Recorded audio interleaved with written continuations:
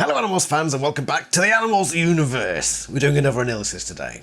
We're looking at Ponto Fallah, a Hawk-Bajir, of course, from the Hawk-Bajir Chronicles.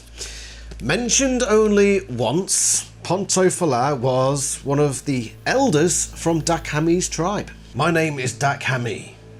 I am Hawk-Bajir, but I am different, not like others. I have known this since I was too small to strip any but the most tender bark. My mother said to me, "Dak Hami, you are strange." She took me to see the elders in the tribe tree. They looked at me.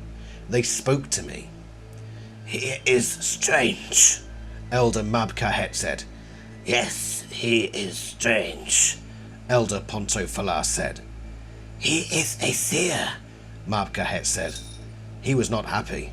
He was not sad, he was disturbed. So Ponto Fallah is one of the elders, and of course the elders come together at the tribe tree. "That is the tribe tree," Dak said. "The tree of my people. That is where the elders meet." This is all we can really gather about Ponto Fallah. That Ponto is, well, we don't know whether male or female, but Ghost of Assam has done 3 horn blades here. One sort of curled up at the back, so we're going with male, just for the sake of it, and say Mabkahet, let's say, is female. But yeah, Ponto Fallah sounds like Pongo, which is the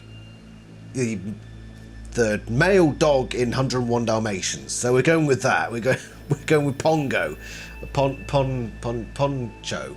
Ponto Fallah is an elder. Now, the common usage of that word would imply older.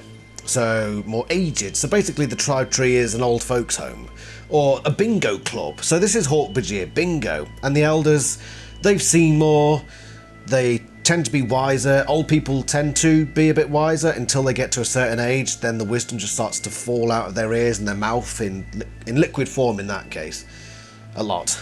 But Ponto is clearly seen as one of the wiser Hawk-Bajir of Dak's tribe. So I think there are 3 major tribes, from what I remember, on the Hawk-Bajir homeworld. So there'd be 3 major tribe trees, and Ponto is one of those here.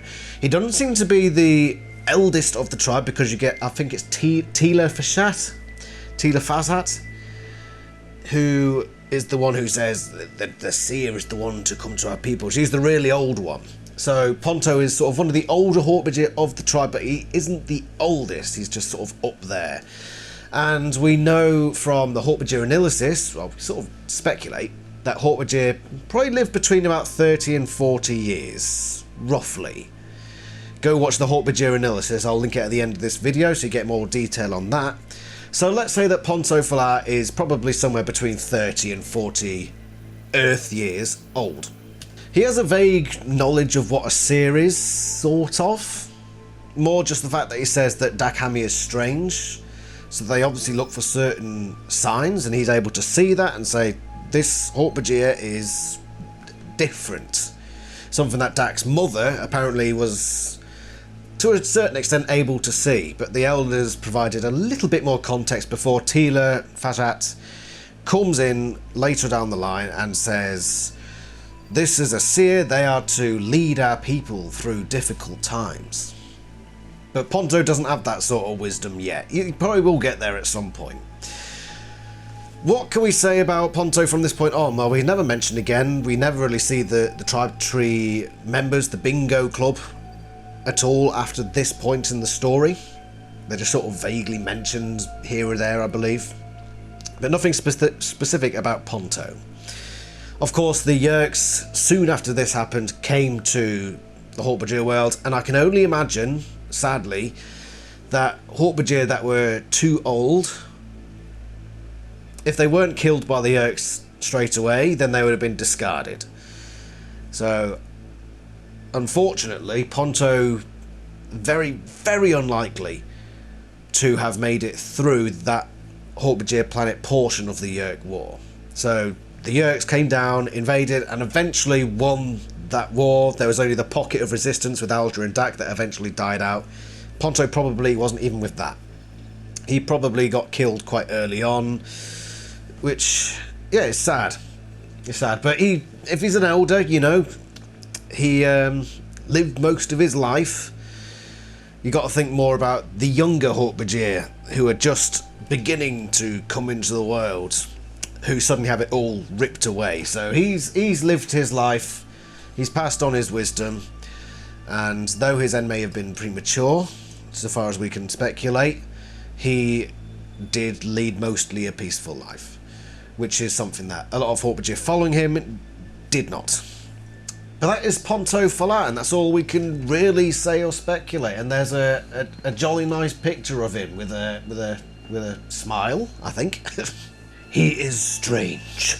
So, let's have a look at what's in the next AniLysis if I stop kicking my softbox. So thank you, Ponto Fallah. You really weren't actually that necessary, were you? You just provided a line.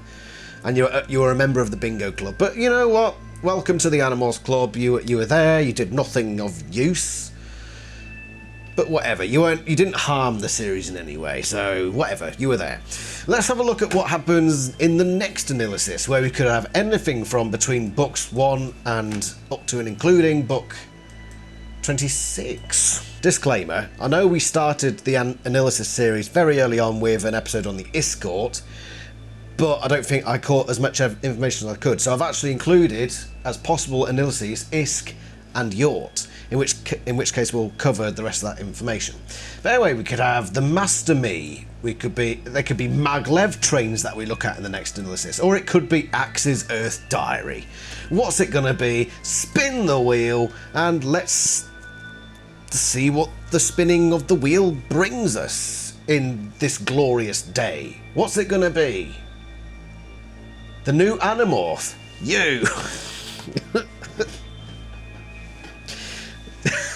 So we'll be looking at Alternamorphs. And we're going to look at you!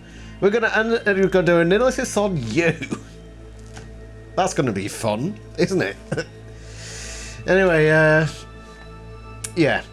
That's going to be the next one. So thank you very much for watching, and don't know what that one's going to be like, actually. Thank you very much for watching, and I shall see you somewhere else in the Animals universe. Ta-ra!